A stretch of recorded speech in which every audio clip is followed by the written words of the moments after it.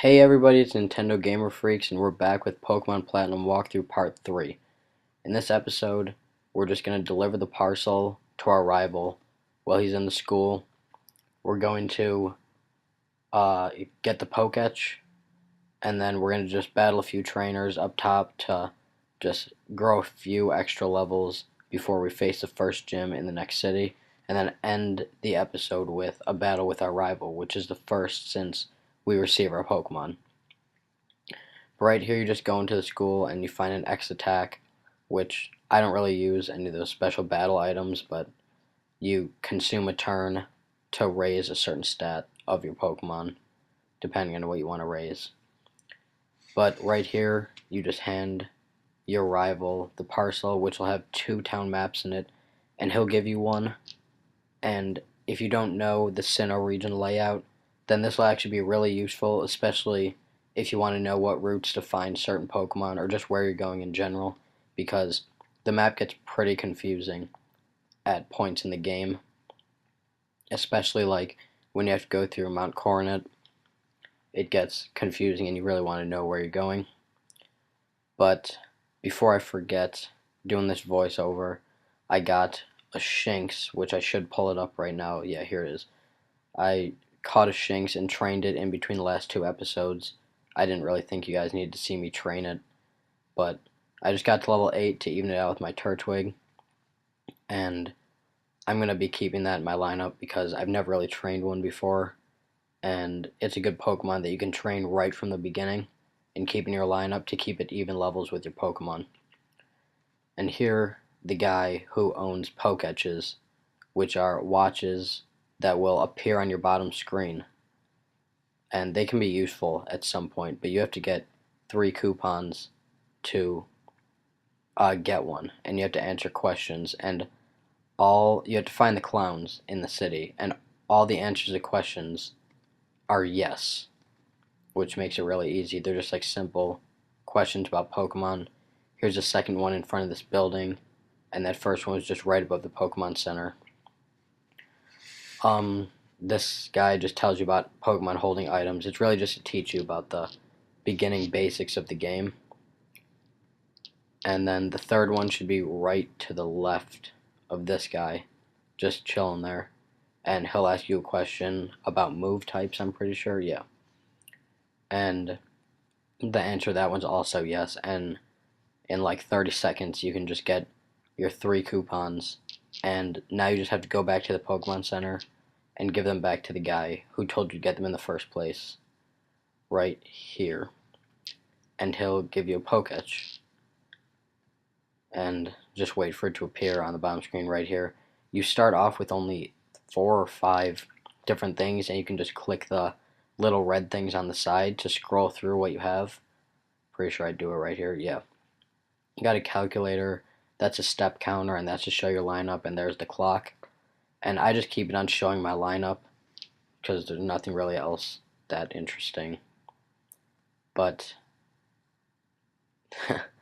you get extra ones. You get new Poketch apps throughout the game, and some actually become really fun and useful.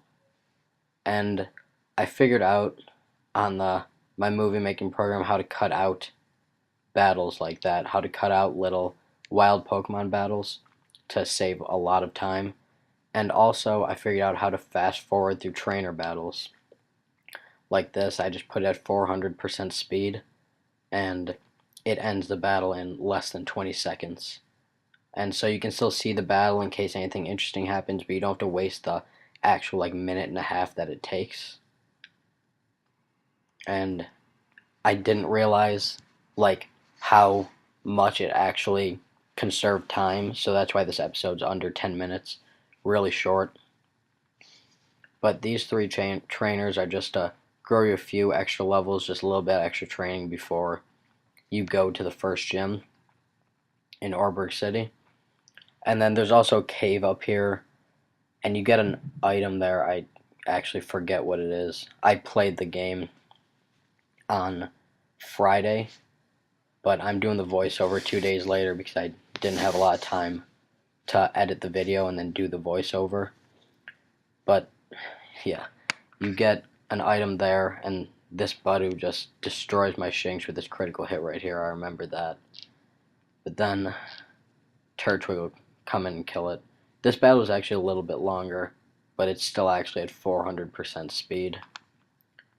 And I don't know. It works out. And the Bidoof in my lineup is going to be for HMs, because I don't really like teaching any of the Pokemon I like in my lineup HMs, because it wastes an entire move slot, and it's just a potion. But Bidoof, and especially if you evolve it into Barrel, they both can learn every HM in the game except for Defog and Fly, which you don't need Defog, and I'm fine just teaching Fly to a regular Pokemon because it's actually a really good move. And right here, I thought we were just going to be going to Oreburgh City, and I was prepared to make like a bigger episode, but I completely forgot about the rival battle right here. And my Shinx is dead, and he has a Starly and a Chimchar. And I already know it's not going to end well. I'm not going to take out the Starly easily because it hasn't learned any flying moves that could be super effective against me. So that's not the big deal, but his Chimchar does know Ember by this level. I'm pretty sure that it learns Ember by this level. And I easily finish off the Starly right here. It does use Growl, which actually affects my battle with the Chimchar because my attack is down, and the only move that I have that's really effective against Chimchar is Tackle. So that actually does hinder me in the battle.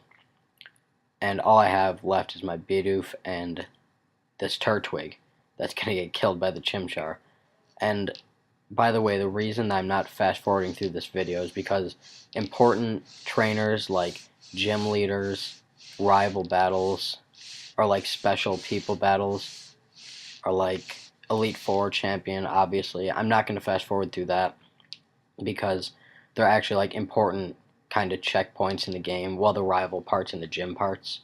So I'm not going to be fast forwarding through any of that, but because they're pretty big battles, like compared to trainer battles. But here he's used Leer a few times, and thank God he doesn't use Ember on me this battle. I don't think he does, but I'm pretty sure he just uses Leer like 4 or 5 times, and then that makes his Scratch do a ton of damage. And so I actually use my potion. I usually don't use items during a battle a lot, but this one I was actually scared of losing, and I didn't want to have to start over the whole thing. And yeah, his Scratch is doing so much. It's doing 11 damage, down from like the 5 or 6 that it would do. And so, unless he uses Leer this next turn, which he won't, then I'm dead. And I basically lost hope because I thought that I'd have to restart this entire video. And I'm like, okay, he's just going to use Scratch and kill me right here. But he uses Leer because he's a complete idiot. And that lets my Bidoof kill the Chimchar and save this entire thing. Because that would have been a pain to have to go back and record this entire thing. And Bidoof grows a good 2 levels here and just comes in so clutch in this rival battle.